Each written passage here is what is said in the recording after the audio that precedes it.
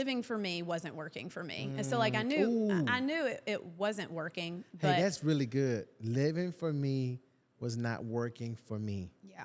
That's really good. Making choices, just making things happen. Because I just can tend to just, like I'm a call and make it happen. I'm just, like I said, I'm just a doer. And so it was like I really had to have a change of pace and slow down and listen to what God wanted for me in my life and not what Sydney wanted for me.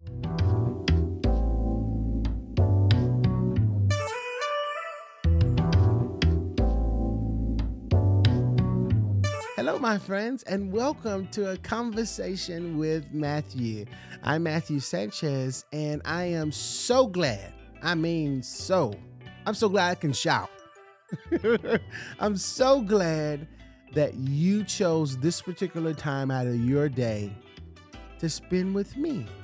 Listen, my intention with every single episode that you hear on this podcast is always to plant a seed of inspiration in the hopes that it grows into your transformation. I'm all about self-development, and I'm all about encouraging people. So if you like what you've heard and you like the movement, share it. Because like Dr. Maya Angelou says, when you learn, you teach. When you get, you give. Thank you so much. Brought to you by MSW Productions. This is our first time sitting down because I don't think usually people I've interviewed, I've usually had either coffee with them or we've talked before the podcast, like just outing. But this is my first time actually sitting down with you and talking to you one-on-one. Yeah. It is, right? Yeah. I don't think we've never. No, for sure. What a blessing. What a blessing this is. I think, God is doing something. I feel it. I feel like God is doing something with the young people of our generations. Like we're still in the 90s, but my generation and your generation, there's just something about the fire that they have. I think so too, for sure. You know what I mean? Yeah. So first, before I go in that direction, because we can talk about that for a minute, thank you for wanting to sit down with me. Yeah. Tell me, what does it feel like to be you right now? Well, I feel like I'm happy to not be in my 20s, actually, to be in my 30s and to I feel very content. And like, I feel like God is just putting things in our lives and as it comes, we're like, okay, all right, we'll do that. Because even we're sitting in this space right now, and last year we didn't think, like, this was not on our radar at all. This is the second location, by the way. People who are listening and watching, this is their second coffee shop. And I believe you prayed for this. Yes, absolutely. Did you pray for specifically this area, or? It's so amazing the way that it has happened because, so like I said, Chris and I, so just a little backstory. My husband, he was in the Air Force. Right when I met him, he was basically signing up to do that. He was in the Air Force band, so he's a musician. And that's a whole part of my testimony, but I married him, and we went into a long-distance marriage immediately for 4 years. That's what we signed up for. When he came home, we weren't sure what that looked like for him to go into a job, like a different job, or to work with me. And we prayed about that. He prayed about it. And honestly, we're so good together and we work so well together. We had this really small coffee shop in Phoenix City, and he started managing that because I could not manage the salon, and I was doing the best I could to keep that afloat. And we knew that there was a reason for that. The people that were coming in there, and we were getting to love, like, it was good, but it wasn't to its full potential of what it could be. And he stepped in and he really did that there. And we were not looking to have a second location at all. And then it just, all of a sudden, it was just in my heart. Like, it was in my heart. It was in his heart. Like, we were just like, I think we need to open a spot in Columbus, like a full-size coffee shop. Like, we just have a love for it, and everywhere we go, we're looking. We go to coffee shops, and we're noticing all the little details, and we knew what we wanted it to feel like when you walked in. Like, it's just like my salon. Like, I want you to to know that it feels different, but not know why, but just it just feels different in here. Like, and so we were wanting to create that, and we looked at location is really important to me, and so we did look at one spot, and just when we left, it was like my spirit. It was in my spirit. Both of us, we walked away and we were like, that wasn't it. Yeah. We didn't have to talk about it. Yeah. It wasn't that we just wanted it right now. We didn't have to have it. We just knew that we wanted to have it, but we didn't, we weren't in a rush.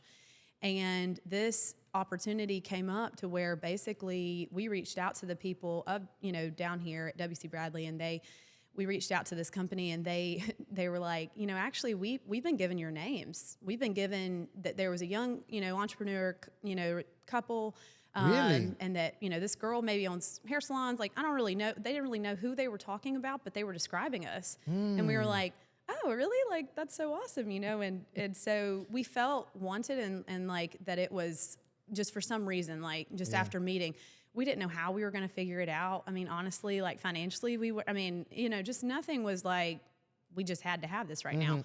But it just felt like, and we just kept saying, if everything works out, just so happened that it works out. But we know that that's not actually the case. If God paves this path for us, then we're going to do this. Right. And he did. Everything was so easy until the end. I mean, of course, the enemy has to come in, Right. But because of what we would be doing here for so many years, and I'm so excited about that. But, the space in particular, just, in this new complex with this Novus building and all of this together, it just feels now, of course, looking back, we're like, oh my gosh, like this is it. And so we're just so excited about it. Like, and it does feel like this is it, So it feels excited to be used, what that sounds like. Yeah. It feels excited to be you. What else does it feel like to be you right now? Because not only you're a business owner, you're a mom, you're a sister. Yep. You're a daughter. Okay, come on, because that's important too. Like, not just the fact that you're a business owner, you're all these things too. Right. And then you're such a teacher to many. I'm pretty sure you have a good group of people who love talking to you. Yeah. And love to ask you for advice. Yeah. At least that's what I feel like. Yeah. God has been so good to put, honestly, just from the beginning of starting with our church, putting just some of the most awesome people in my path that, and through my businesses that we get to. It's a get to, like, for sure. It's never a have to. Like, I love doing what I do. Yeah. And so I am, I'm a people person. I think that's why you vibe so well, because I'm a people too. I love people. And although I am, like I said before, I have extroverted qualities, I am a little introverted. Yeah. But it is. Yeah. Do you like staying at home and like being, I do. Me too. I do like staying at home, but I also like getting out. And if I get out, it'll have to be with somebody I love, or just with friends or whatever. I'm not just going out just to go out. You know what I mean? Yeah. It'd have to be something like a hangout or something. Yeah. But I am, because I have extroverted qualities, because I love people so much. Yeah. And I think that, man, I think the way that God is, I'm telling you, there's something about this generation, the 90s babies. Yep. That I'm telling you, I know some great young people who are like, God is just using them in ways that you can't even imagine. Like, who would have thought? Let me tell you something. Listen, I started special ed in school, in middle school, and that took a really toll. Yes, that took a really toll on how I saw myself and because you got picked on. You special ed, people pick on you, for real. They do. They pick on you. Whether they think that you're in there for academically or just because you don't know nothing, they pick on you regardless. Okay. Yeah. So it's crazy. But anyway, that being in special ed had a lot of effect on just the way I saw myself. To see how God is using me now, I would have never imagined that. Well, we talked about how we haven't sat down before, and I think as you were saying that, I was thinking, how did I meet you? But I truly think I do gravitate towards people like you, and you Same. put that off too. Same. So it's like, I know that I could just walk up to you at church and be like, hey, like, who are you? Like, you just looks like I love you. Same. And hey, listen, I love you too. you look like I love you. And then it's like, and then we just know each other because we just, like, I just think that some spirits, like, you can feel that, and God definitely put that in me, and I didn't know it or realize it. And I can feel the spirit in a room. Like, you don't have to, no one has to even really say Same here. anything. And it's a gift. And, being able to see those things in my children now that I have kids, and being able to use those gifts in my career, it's like, it's so awesome how God sets everything up. And I didn't even know, because I've been in business for a little over 10, 11 years now, but it really was like halfway to where I started feeling like I'm using those gifts that but he set it all up before then. And, so. Tell me this. So you are a person of influence. Tell me, you said you didn't really see God using you in this way. Where did your journey start? So I know that I always knew that I loved people. And I didn't do any sports in high school. I wasn't really involved in a lot, but I always showed up for my people. Yeah. I'd show up at the game, I'd show up for people and be there, and and I do that with my kids now. Like, we won't have a kid on any of the teams, and we show up and we're just like, hey y'all, they're like, what are you doing here? Like, we just came to watch your kids play. Because we love, I love people. And so my first job and my only other job aside from doing hair and now, and owning these businesses, I worked in Auburn. I moved out when I was 18, and I started working at an animal hospital. Really? And I worked with a client base. I worked at the desk. Okay. And God put me there. And I didn't know, and so I grew up in church, and went with my friends. But I didn't go with my family a lot growing up. And so whenever I started there, I worked with a client base, and I realized I just love this. Like, we had regulars there. It was in Auburn. It was a nice spot. We had regulars, and I remember their names. I remember their dogs' names. I remember if they came in with, come on, that's good people right there. I knew them, and I got relationships. I built relationships with people that came to our vet, and so I loved it. And so my roommates were all in hair school. And I did not grow up wanting to do hair. I didn't grow up playing with my Barbies. I didn't grow up doing those sort of things. But something in me said, Sydney, you can, I knew I always had to work. I've always had to work. And so something clicked inside of me that said, when that something it was God, but something, God, my spirit told me, you can go and become a hairdresser, but you don't have to go to college. And so I apprenticed. I sought out a guy in Columbus, and he took me in, and he taught me a lot, and I apprenticed under him. And then I didn't have to go to school, and I could just work. And so that's how it started. And really, so you did not want to do hair? Like, that was not your... I did not know how to do hair. I figured it out. Really? That is so interesting. But I love people, and I love leadership and business and that sort of thing. So it was like, for me, I looked at it like, oh, I can own my own shop, and I can have a client base, and I could be how the doctor I work for is, but I don't have to go to vet school for 10 years. And so it was like, this might work. And so God placed me in that, and I built my business really quick. I moved over to Phoenix City. That's where I was born and raised. And so I started growing something there. And I did that for 4 or 5 years before I was saved. But just building those relationships with people and that sort of thing, but not knowing kind of what I was doing, but just doing it. Really? Is that how you met Jesus?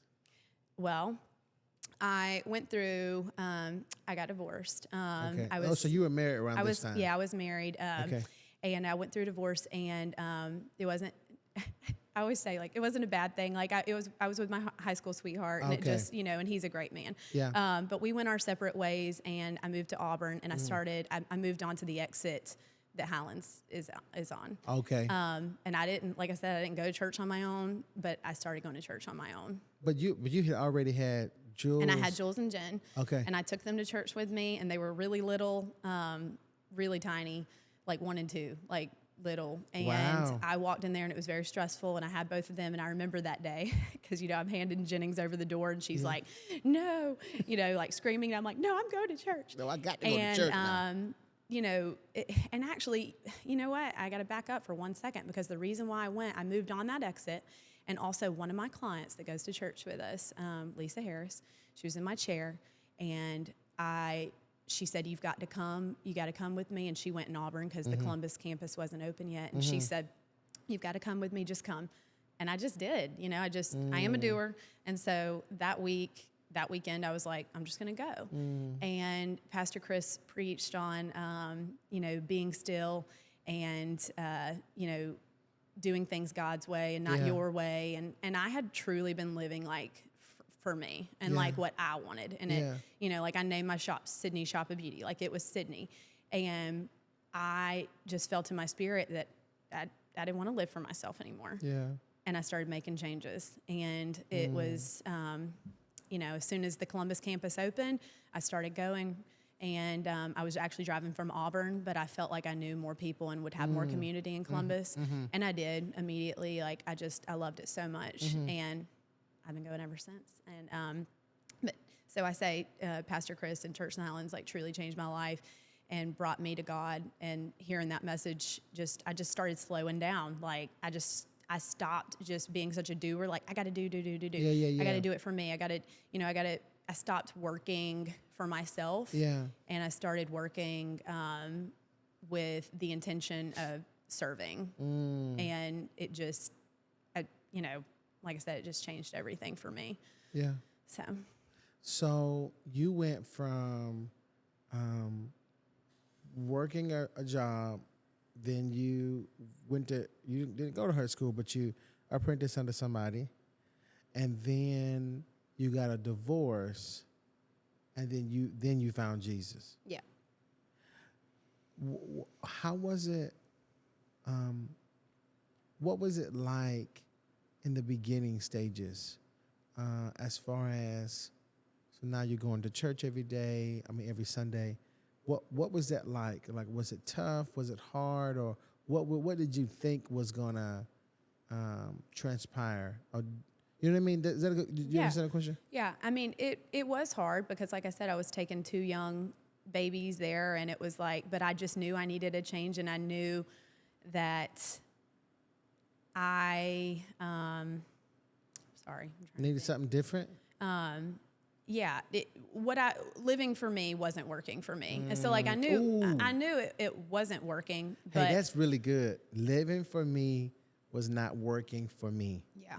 That's really good. Making choices, just making things happen. Because I just can tend to just, I'm a call and make it happen. I'm just, like I said, I'm just a doer. And so it was like I really had to have a change of pace and slow down and listen to what God wanted for me in my life and not what Sydney wanted for me. And it really did change things. And I live by that. Like I pray first. I think I look to his word for guidance. Like I'm not like, in the minute that I'm like, and now like, well, what should I do about this? Like, I'm going through this, because that didn't mean that things stopped. Like, that meant that things started happening. Exactly. For me. Worse. Exactly. I started going through things, and, it's like the enemy will come for you when you are on fire for God. I'd gotten a small group, coffee small group, changed into, women's groups and leading groups. And, and the enemy will come. It gets tough. You start getting hit left and right. Yeah, it because gets tough. you chose to live for Jesus. Yep. A lot of people don't talk about those things. Like I think so many times that it's very, very excited to go and to follow Jesus, but people don't talk enough about how the real stuff happens after you decide. Oh, I mean, yes. And it's like, and don't stop going to church. Don't stop growing your relationship with Yeah. God. Like that's what I say too, is I didn't have a relationship with God before. I believed in God but now I love him. Like I love Jesus. Like I love him so much. I study his life because I do love people. Like I remember when I bought online like the genealogy of Jesus, like because I wanted to know. Good. You were going but into like I wanted to know who he was and like who his family was and like all the way down, like because I just think it's so cool. Like I love reading about people in the Bible because it's like I always tell my girls, I'm like, the Bible isn't like just something random. Like these were people's lives, people that actually lived and existed. Like you realize that, and they're like, oh. But I'm like, I didn't have those aha moments until after I was saved, like in the last 5-6 years, and so it's like it's so crazy to think of like how I lived before without him, like not knowing, but now it's like I love him, and it's guidance for when those bad days come. Like absolutely, that if I can say anything to people and to young people, but just honestly all people, like if you don't think that I don't have problems in my life or that everyone doesn't have problems in their life, we absolutely do. Right. I deal with them differently because I am saved and because I have freedom in Jesus and because I can look at the Bible and say, what would he tell me to do? What would Jesus do, truly? Yeah, I respond differently. Yeah. Yeah, so it's not what happens to you that matters. It's how you respond Absolutely. that matters. And most of the time I just keep my mouth. I go, Yeah, because we have to, because, I know, but it's so hard sometimes. It is hard. It's so hard to be still and to trust that God's going to do it, especially when maybe you've been raised in a house or maybe you were raised to do everything yourself. And it's really hard, but it's so worth the stress and the anxiety of trying to figure everything out. When you have testimonies of faith, it makes it easier for me because I can go through a valley and something bad, but I'm like, what is Jesus, like, what is God teaching me in this? And, because I know that I came out of something before, I remember that. And I know that there is good on the other side and that I am learning something that I need to.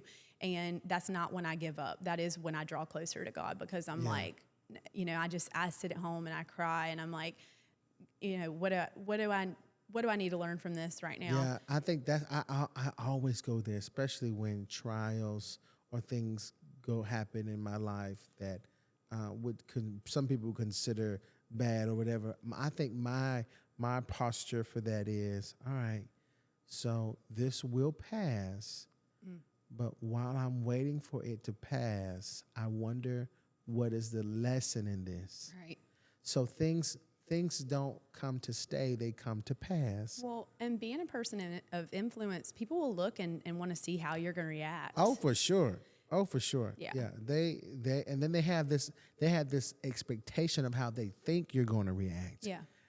And it's never what they I hope I can always react in love and grace and can, when things, because like I said, I've had some weird things happen to me.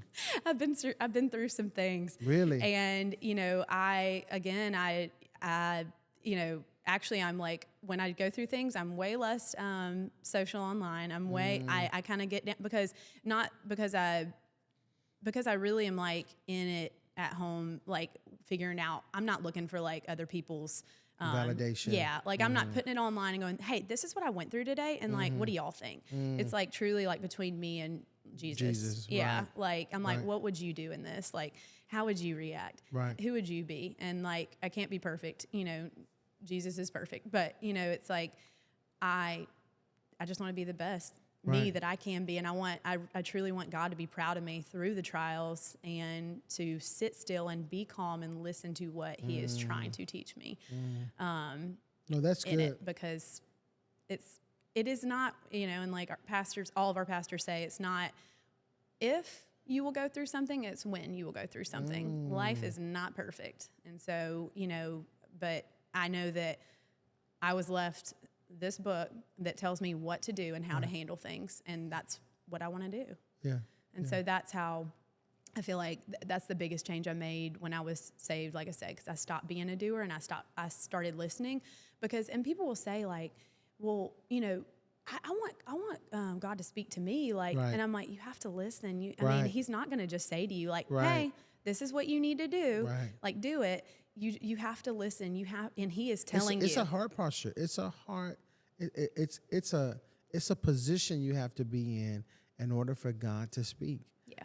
And I think we're so quick to solve our own problems, and we're so impatient when it comes to, all right, well, God hadn't done that yet, so let me just go ahead and do this while I'm waiting on him to answer. But that doesn't mean that still ain't gonna work. Right. It's still not gonna work. Right. So being a people, do you feel like the enemy comes at you with people or relationally? That's a really good question, and I want to say yes, but no, because I'm a feeler.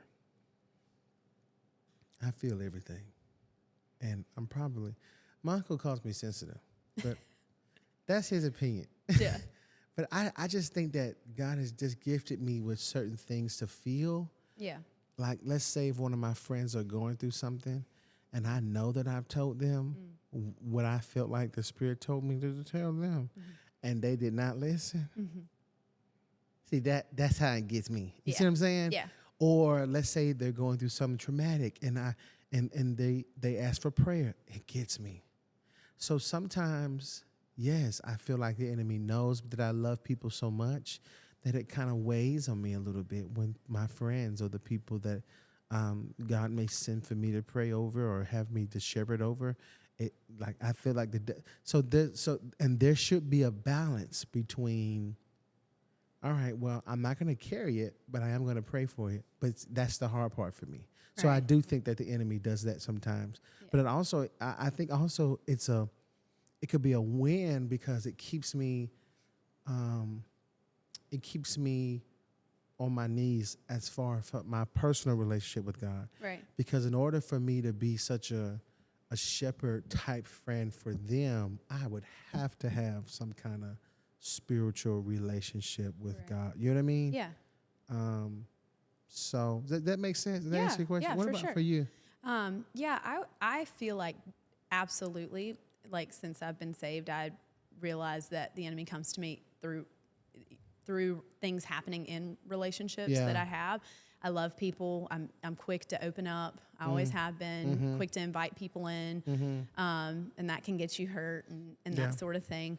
Well, see, it grows you, right? And it does. And so I feel like what I've learned from that is that it grows empathy in me. And so now I can, I talk to, when I do grow relationships with people, I can say, yeah, I feel that. Like you said, the feeling, I feel it. Yeah. And so, like, even when my husband was, so this is a little different, but when he went in the military, well, I was raised in a military town, and like a lot of times I didn't even think about that. I've had girls work for me before that I wasn't really thinking about the fact that their husbands were away, and then my husband was away, and I was like, man, this is hard. Like, when you have young children and being at home with your kids, and like how much the spouses do and that sort of thing. So I grew an empathy for that, and so, but even through things I've went through in relationships that seemed to be bad, I know that God's just growing something inside of me. Like, now I can, again, when you're in relationship, it's just you're looking at things differently. Like, not why does this happen to me, but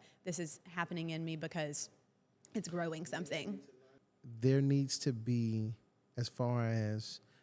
there needs to be a great balance. So there should be walls in some relationships, but in order for people to go over those walls, they would have to earn it. Right. That makes sense? Yes.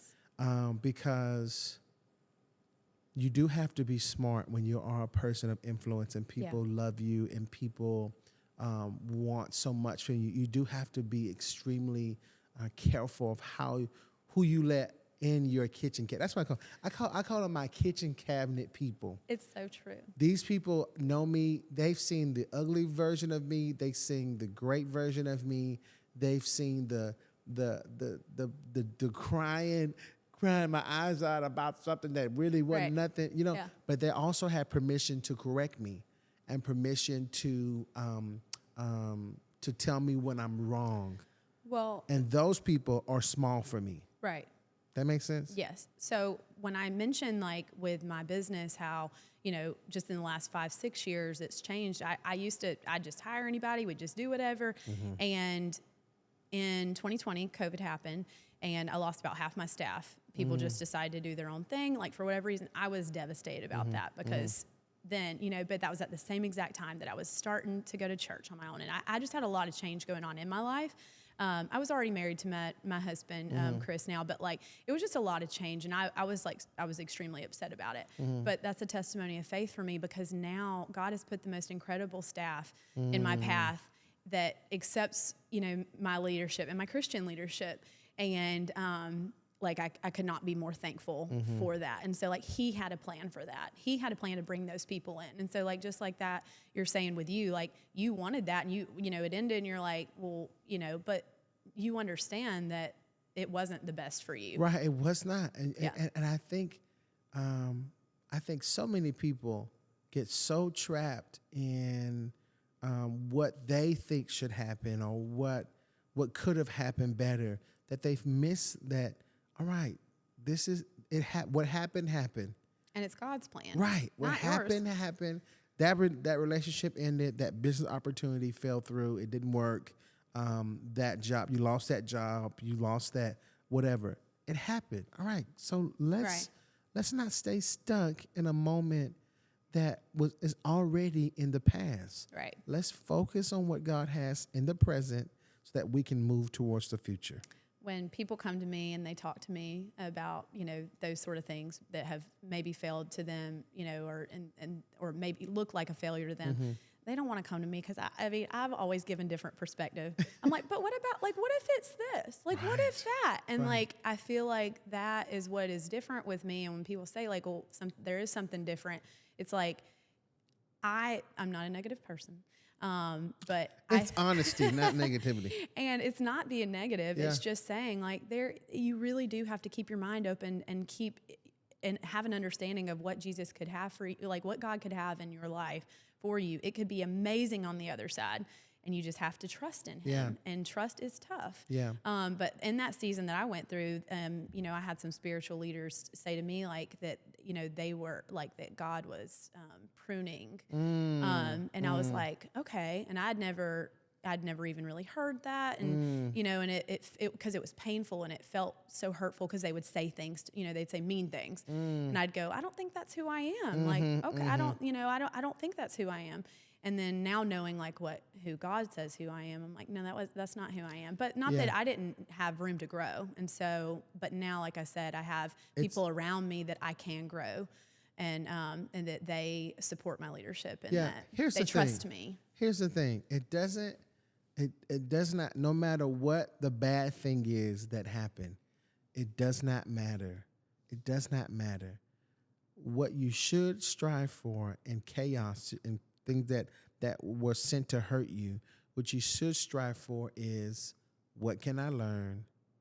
Right. And how can I use this to help somebody else? Right. What can I learn from this experience? And then how can I use what I've learned to help somebody else? That's it. Right. You shouldn't worry about, why this happened, blase, blase. It's ridiculous, honestly. Right. And it will not get you anywhere. It won't. Constantly replaying what should have happened in your mind. Yeah. Okay, listen. I hope they got that. If people didn't get that, I don't know what to gonna tell them. Okay. But here's the question I do want to ask you: is so all that you went through, and now where you are today, what's one thing you thought you would never make it out of? So what did you go through that you thought you would never make it out of? I think, like I just said, grow. I didn't think that I would grow a staff again that would that would join me in loving on people and doing honestly the Great Commission, and not treating our job as jobs, but using our jobs to minister to people, and realizing that truly is what I'm doing. Okay, God, you put me in a salon and a coffee shop because those are full of people. And now I have staffs, and now I've gotten better at staffing and better at, and I'm in Highlands College Leadership Institute, and it's I'm just learning and growing in all the ways so that I can be the best shepherd that I can be in our space. That's a good word. And have girls and men, men and women that work with us that come alongside us on that mission. Yeah. That are positive and that love on people too. Yeah. I mean, I watch girls, they'll come up to me and they'll say, "Hey, I just gave Miss Patty her haircut today because she," and they'll tell me what she's going through. And I'll watch them, I'll get emotional. Like, I'll watch them stand and pray with them at the front, or and truly, like, that is what's happening inside of our walls. And then now we get this space that we get to do this into Columbus and like broaden our sphere of influence a little bit. And like, it just feels like such a blessing. Like, it feels like we don't deserve it sometimes, Now, why does that make you emotional? Is because, tell me what brings that emotion out of you.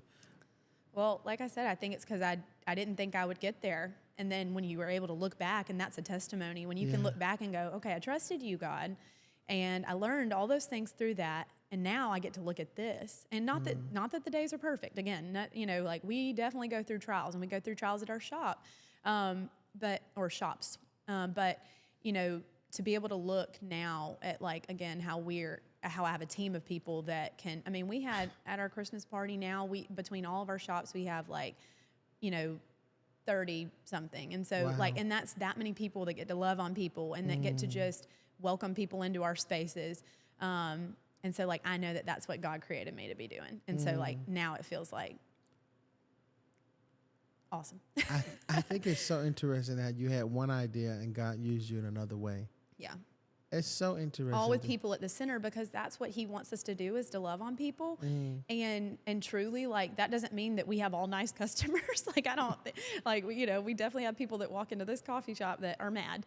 And, I talk to my staff and I say, it don't matter. We're going to love them anyway. You have to, giving them a different perspective and having them realize that they may have just had something go on, or they may not have anyone to love them, or there are so many things. And like, really just understanding that and having them understand that, it makes a big difference in the atmosphere we provide. So when you come in, you're like, oh man, it just feels good in here. Yeah.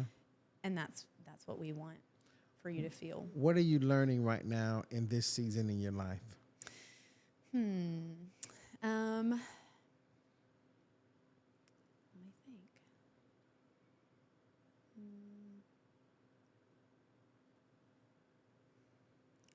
Always.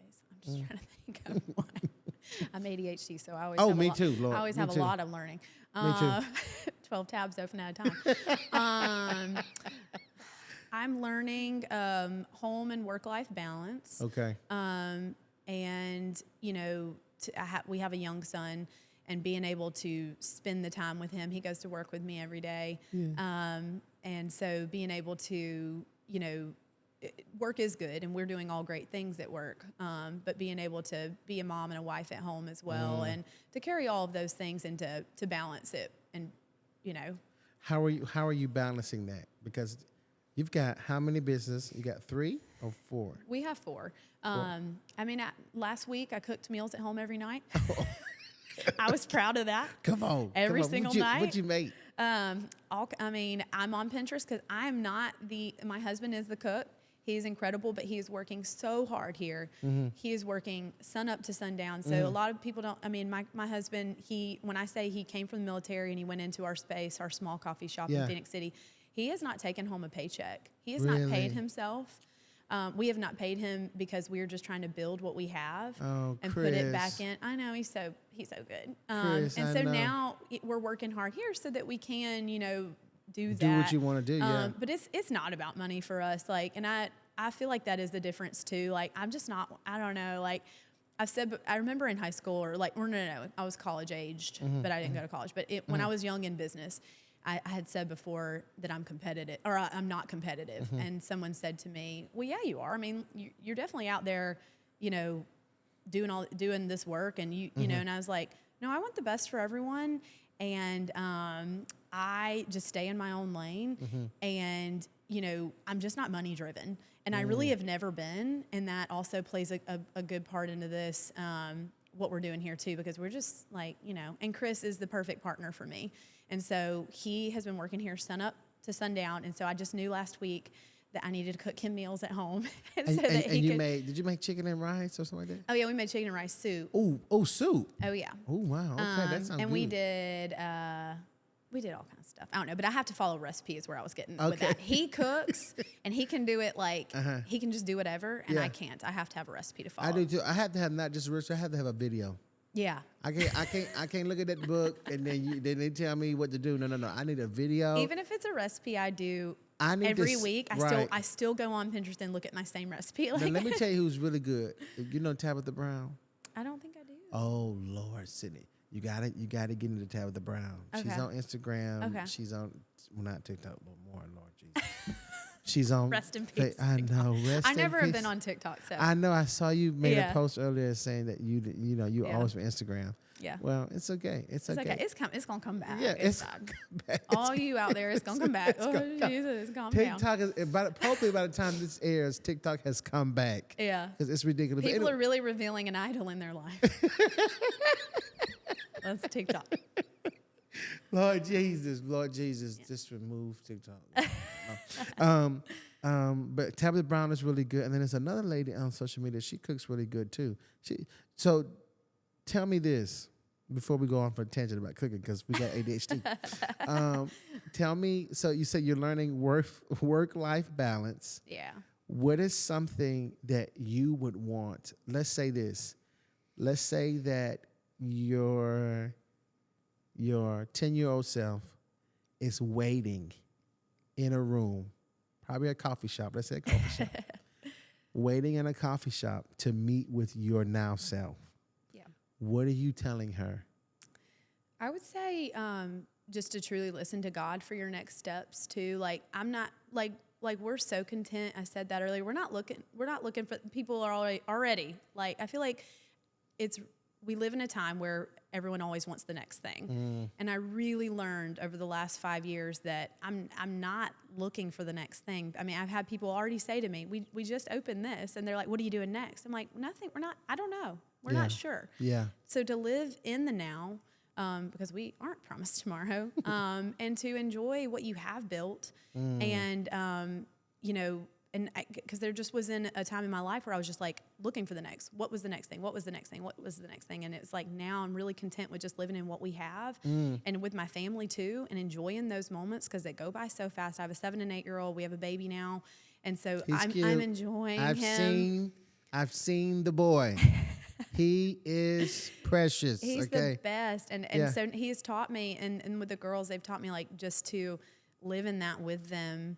And I don't feel bad when I'm at home on a Monday spending time with him at my house. Like I do not feel like I need to be, somewhere else. Well, my husband, when we first met, he said, do you take naps? Like he wanted to take a nap. We were on vacation and he said, he thought that I don't sleep. Okay. And I was like, no, I love sleep. I love resting. I love relaxing. And that is, yes, again, in the last 5 years, since I came into a relationship with God, but I'm like, oh no, I love to sleep. I love to so sleep. enjoying my time at home with my family, not even thinking about work. Yeah. Like I'm not a workaholic. And so like learning that Which balance. people probably would think you are because you own 4 businesses. Yeah. Yes, but I'm not. And I love being at home and I love being with my family and like teaching myself that and really practicing it. Yeah. And so, yeah. What's the greatest lesson your kids have taught you?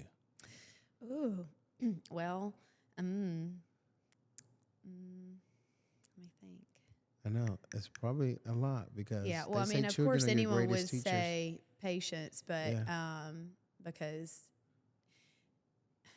I will just say patience because, I'm a very relaxed human being, like very calm. It's really hard to get a rise, and they bring it out, and I have to say, okay, it's okay. How has that? How has patience, them teaching you patience, contribute to your adult life and the business and being a friend? Well, with leadership, for sure, it has taught me learning that through my kids, waiting to have conversations that, in the moment, like even say it is a coworker, and I need to talk to them and teach them something or coach them. I don't do it in that moment. I really think about it and discerning in what way we should have that conversation, whether it be a text or a call or a sit down meeting, and really just holding it in. And that goes back to the whole thing, like what you go through, learning how to respond.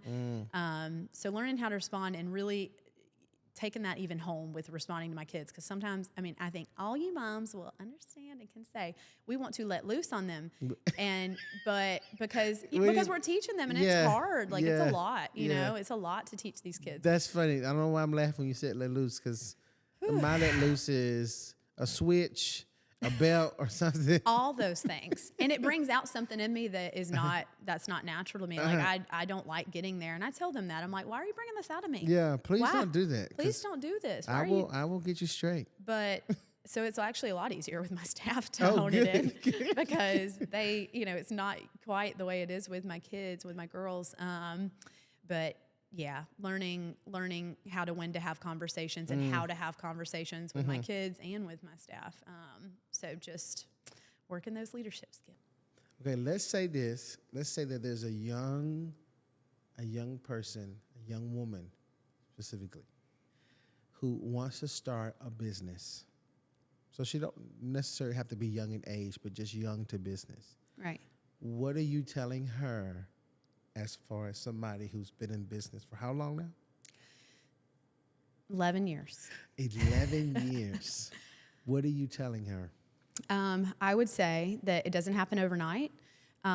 It takes a lot of practice. It's not something that just comes. Like leading a team isn't something that, I have built those skills over time. And listen, like I said, I'm in Highlands College right now, and people ask me, why are you doing that? Well, I'm like, because I'm trying to grow leadership skills inside of me and I love it, and I want to be the best leader I can be to my team. And so knowing that opening your own business and being your own boss and all those sort of things is like, it comes with being a leader. And people are looking to you then. And so you do want to be the best that you can at that.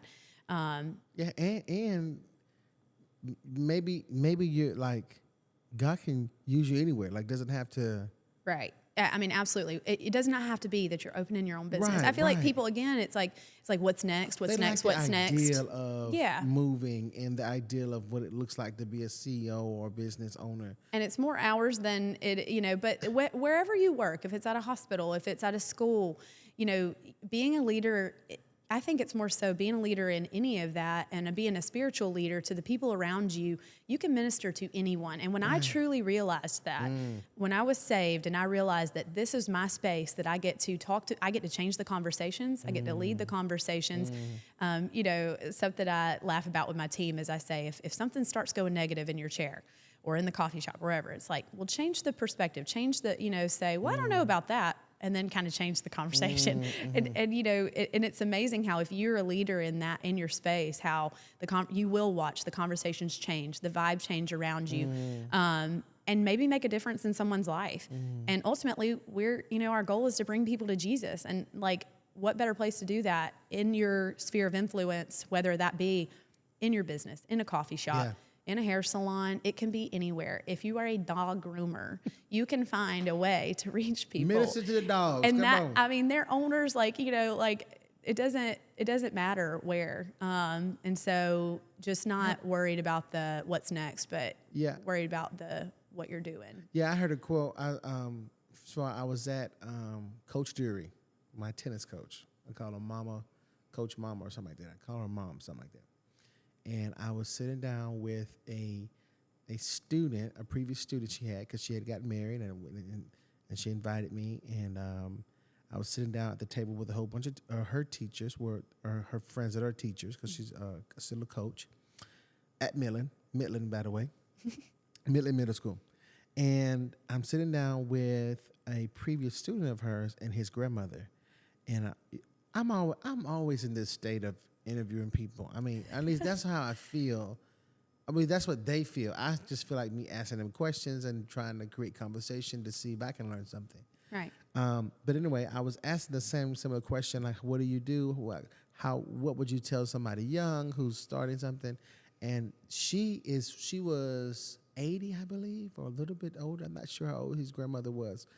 But her answer stuck with me forever. And Isn't that so funny? Like, just this rant, like, and she doesn't know that, obviously. She does not know, no. Yeah. So I asked her the same question. I asked her, what would you tell somebody young, or what would you tell somebody who's starting, or whatever? And she said, bloom where you're planted. Oh, yeah. Bloom where you're planted. So you find yourself Yeah. where you are. Where you are. Yeah. No matter where. Yep. You bloom. And be that light. Yeah. And again, that's just the Great Commission, right? Like, wherever you're at. Go Yeah. and bloom. And even if you work at a job. We can all be victim of our circumstances. Right. If you want to be. Right.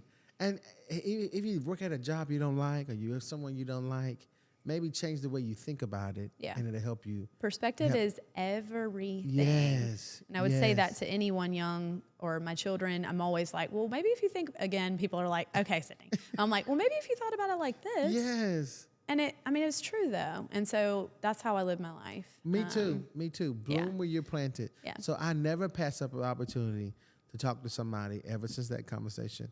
And she gave me a pat on the back for even starting the conversation. She said, "You're blooming, baby." Well, I think older people just love to see young people like actually engage and have conversation. Like, I know I love that at our salon. Like, we have a stylist that sees like so many like young high school boys. She's good at men's cuts, and I listen to their conversations, and I love it when they're speaking like to her and asking her. One was asking her. He goes to church with us, and he's probably like 20. But he was like, so where did you go to high school, Miss Katie? And I'm like, her high school was like 30 years ago. But so it was so funny. But he was conversating, and I told his mom, I was like, it was so nice to hear him have a good conversation. And she was like, well, he does the 252 is what it's called, right? Yeah.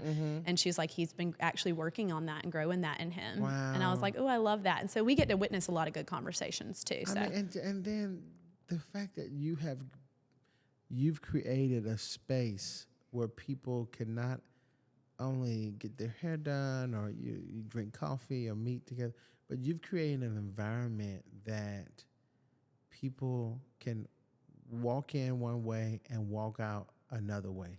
That makes sense through one simple conversation. It's so true, and I teach my staff that too. I'm like, we can make a difference.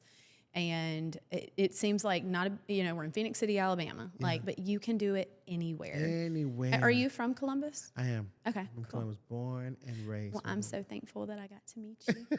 And I think God puts people in our lives, and it's so cool to me, because I love people. I'm like, well, that's so awesome. Like, actually, and like I'll tell Chris stories like about how I met so and so, but now they're here, and then this, and then now I know they're and he's like, okay, you just gave me like this really long backstory of how you know all their cousins. And I'm like, I know, I just love it. Like, I love community. Like, I do. Like, there's power in community, and there is great healing in community too, if you get in it. Yeah, my first, I said I did the small group, the coffee small group, but my first real small group that I went to, I just want to say, I joined a co-parenting small group, and it was led by Crystal War, and she was Crystal. But the Crystal. Just not knowing what people have going on in their lives. Like, Crystal was working the check-in counter at she was serving the check-in.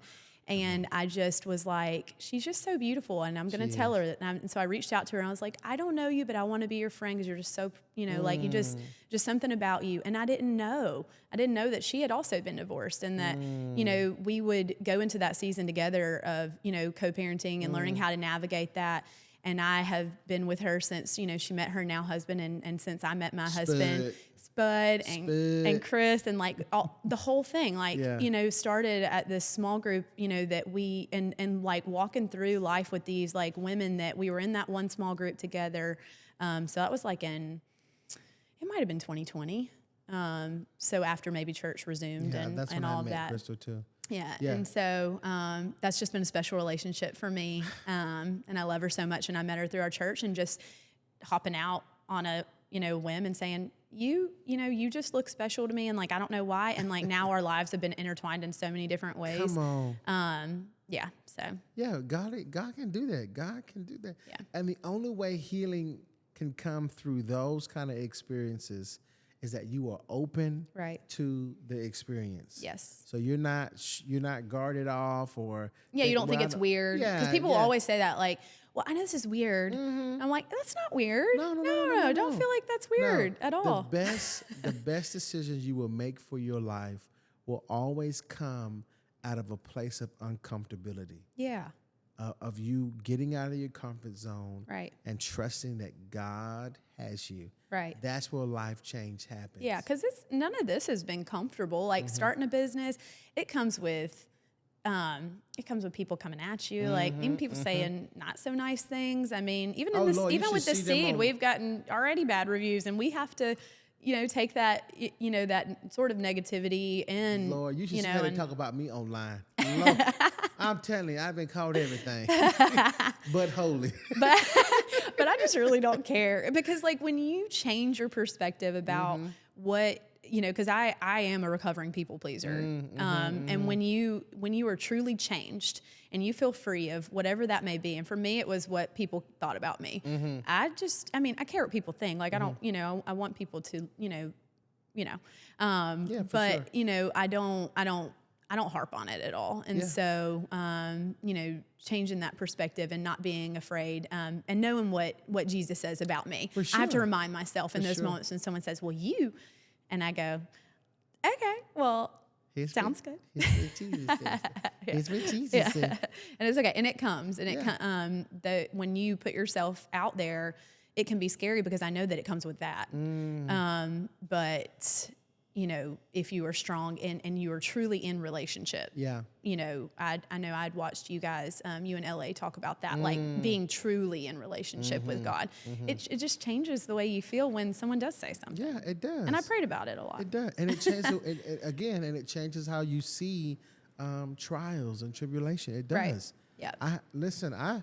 I'm sure you've been through some things. Oh, we don't have time for that. We don't have time for that. But yes, and still going through things. Yeah.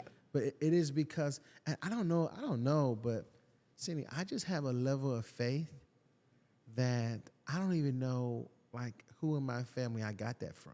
Obviously, it must have been God, but they say usually kids get stuff from their parents, and they get, like, they pick up things that I don't know, but I've always had this strong sense of faith, like it's gonna happen. Yeah. The business is going to be financially stable, or that video will reach millions, or whatever, no, right? Like that is peace that is given from God, because when I say, like, financially, like, we, because you own a business does not mean you're rich. I'm just but God has always provided for us. Yeah. And, I have had that same kind of feeling of like just security that, because I know that, because we have God and that I have a true relationship with Him. And I always I'm like, it's going to work out. It's going to be fine. And it always is. It always does. It always I'm telling you. If you saw how what I had when I started making videos to now all of this stuff God has blessed me with. Yeah. I'm telling you, all of it. Yeah. All of it. You cannot live a life of faith, the level I live it on, and not be amazed. Yeah. Like you just can't. You can't. Like I'm just amazed that God even gave me the gifts to do these things. Yeah. Let alone all the equipment to do it online and have people see it. Yeah. So God is so good. I'm like screaming it. And so, I think sometimes people can think that correlates with, like, I just really want to share, like, the goodness. Yeah. And that does not mean that bad doesn't come. But, like, I just want to share the goodness, because if you can really see that He's in it and He's in this and what you're doing, and, and I'm you not can trying to be famous. No. I want to be effective. We not are famous. trying, Jesus. Right. I want to be effective. I want people to hear something that lights a fire inside of them, that makes them dream bigger, that pushes them so closer to God. That's all I want. Same. That's all I want. Same. So, well, listen, we're going to do that. We're going to do it. It's going to happen. Yeah, I love it. I've had so much fun talking to you. Yeah, same. We'll have to do this again. Yeah, I think we should, in the coffee shop. In the coffee shop talks. Look at that. At the Seed, where, we literally, it's we want that to be planted here. We Yeah. want seeds. We That's want good. seeds to be just thrown around so that someone can say, I don't know why. And then they can point that to Jesus. They can say, I'm not really sure why it felt so great, or why it was cozy, or why, For sure. why I had that great conversation. And But it's the spirit it's in the here spirit. too. It's the spirit. Yeah, it's the spirit in here Yeah. too, man. I'm telling you. And this one we're at particularly is downtown. This is the one in Yes. Columbus, downtown, right next to the rapids. That's what it's called, right? Yes. The rapids. So We're right on the river. listen, you got to come. If you haven't come, you got to come to the sea. Yeah. How can the people follow you if they want to? They can follow us on Instagram, Okay. on Facebook, The Seat at the Rapids. Come and hang out with us and feel the love. We're not perfect, but we will love on you for sure. Yeah. Well, thank you so much, Sydney. for Thank you, sitting down with Matthew. me. Yeah. Thank you. Great. That was fun.